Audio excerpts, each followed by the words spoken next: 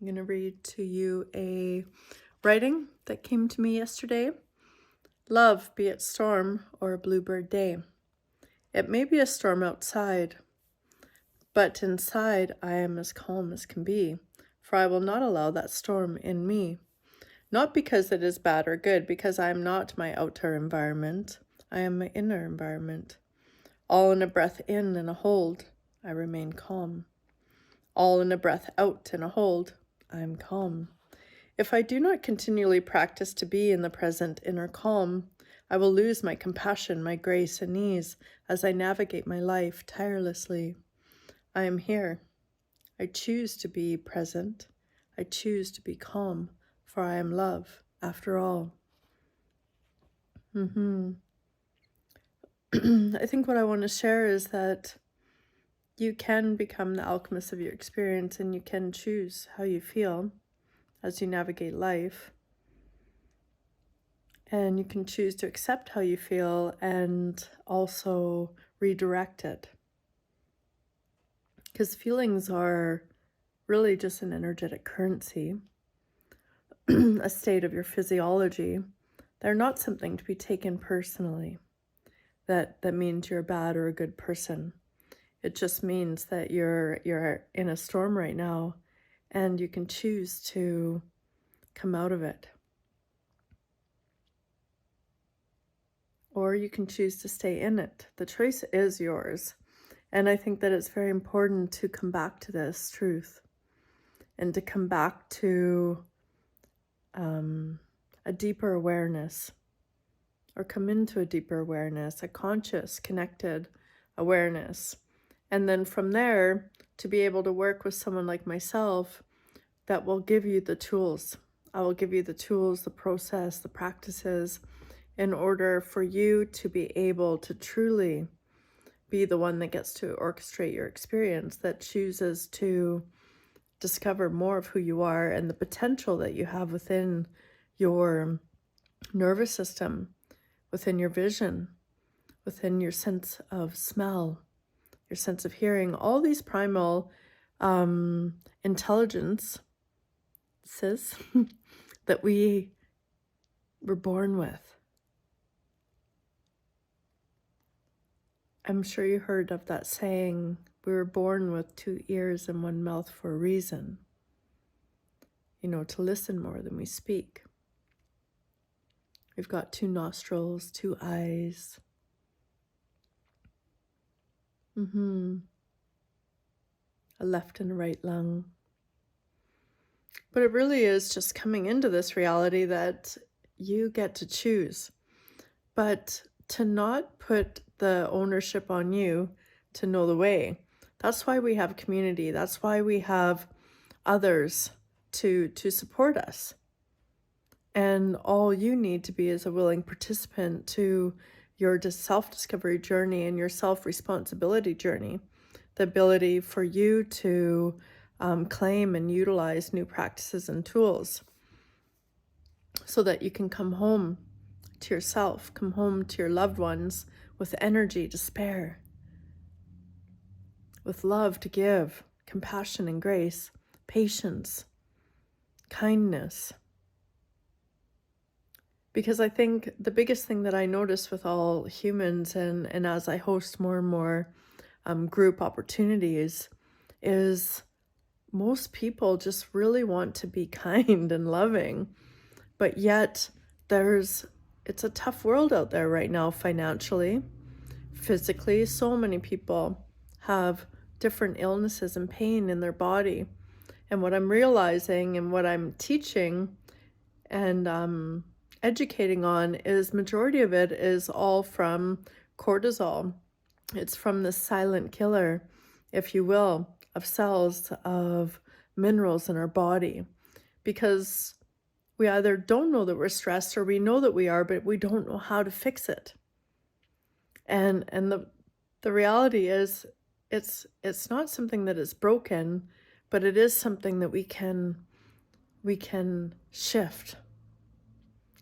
We can repair, we can regenerate, we can find new ways, new pathways, and you can, no matter what age you are, you can regain some health and wellness and vitality, and remember the drive, the passion, the play, the humor you used to have in your life, and this energy for life, energy for yourself, energy for your family, energy for those that you support every day. But the reality is, a lot of us have lost our instincts, have lost our intuition because we've been a little numb for too long. Because that's usually the main route that a lot of people take to navigate stress, is they just choose to maybe care less, choose to not feel as much, and choose to just kind of block out the world. Their circle gets smaller, and we're not really surrounded by people that motivate us. And I would speak to ourselves. Like, we're unable to motivate ourselves because we've kind of forgotten the way. And the reality is this isn't a personal thing. This is a chemistry thing. You've lost some health, wellness, and vitality along the way. And what I'd like to share with you is that the tools and the strategies are really simple. But they do take devotion and a diligent willingness to keep practicing, be a part of a community, find a new way, find a way back to pleasure and happiness, and to be able to give yourself some resources, some tools, some practices. It's kind of time to go back to school in a way, to really understand your nervous system, to understand all these different tools that are within you. This isn't something you need to go to a gym to do. It's not something you need to buy a bunch of expensive ingredients for. This is just literally you using your vision, your sense of smell, your ability to connect with your environment, to become present, to live life with awareness, intention, acceptance, allowance, to come into an understanding of what are your values and how will you integrate them into your life. How will they become virtues? How will you walk in integrity? Not in a way to be worried about failure or anything like that. It's like, just give it a try. Just practice, play. It's truly, truly, truly must be a playful pursuit. Back to this union with yourself, union with health, wellness, and vitality, and a remembering that it's possible. And then to be able to go out in the world a year from now and to be able to share that it's possible. But right now it's about you. It's not about anyone else. It's not about your kids. It's not about your family. If you need to make them your why of why you want to do this, beautiful. And I would say to cultivate a keen willingness to show up for you, to learn some new skills, new practices, to go back to school, to learn about how you can truly become your own alchemist, that you can become the one that is responsible for your life, and to create a life you love. That's what rewilding is all about. It's about creating a life you love, reclaiming health, vitality, and wellness, and to truly, truly, truly come back to your true nature. What does it feel like to be calm, peaceful, content?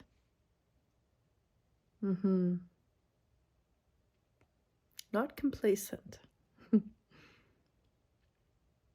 but yet just to feel really good about how far you've come, where you're at, and to be excited for the opportunity and the potential, what all is possible if you just show up for this moment, this breath. Truly, anything is possible. And then you surround yourself with a community that will support you, help you be accountable, that will allow you to support them and be their cheerleader. And to use our community as a resource, as an ally, as you navigate your life and you build out a life that you love. We're on a journey and we're here and we're living. Inhale, breathe it in. You're living. Let's add more life to our years. Let's create a life we love. Let's come back to remembering what it feels like to be healthy, to be well, and to have the vitality to show up every day, every breath, with an open mind and an open heart to what is possible in our future, to be just ready for what will arrive. Because we have the resources within us, we've got the roots beneath us to really be here now. I'm sending you all so much love, and I will share that there's one more class left for rewilding, which is December the 11th, so this Monday coming up, 5:30, an online rewilding experience. And stay tuned for the new year, because I really, really, really am ready to hold space, to educate, to empower, and to inspire a community of rewilders, those that want to come back to their true nature, that are truly ready to gain the resources needed in order to build out a life they love and to reclaim their health, wellness, and vitality. That's what it's all about. And to have fun along the way, and to be surrounded by men and women and our young men and women, our older youth, that are also looking to find their way as well. It's all about empowerment, self-empowerment, and collective empowerment, because we must travel within community, but as our own entity, ready to show up for our own ambitions, ready to inspire others and to be inspired, ready to be held accountable, because we need that. We truly do. Those that want to see us achieve our goals and really surpass our goals, because we can't really conceive what is truly available for us. We just have to be in each moment and just live to experience what is coming, and to trust that it's going to be more beautiful than any mind could create. It's going to be perfect. And it's going to be raw, and it's going to be messy, and it's going to be vulnerable. And this isn't to live a life where we are just calm all the time. This is to live a life being within our emotions, within our experience, and knowing that we're directing the ship. And we're going to use our body, our primal intelligence, and all of these elemental practices to keep coming back to our true nature. Yeah. When I speak about it, I feel so much peace in my body, because I remember when there was times in my life where I didn't know how to navigate through it. I didn't know what to do. I felt lost. I felt alone. I felt all the feelings. And I, through the grace of my own heart and just a deep sense of, I got to keep going. I got to rise and I got to find a way. And then the support kind of came with the next breath, with the next step, with the next choice to keep showing up for this life that I know that I'm so lucky to have.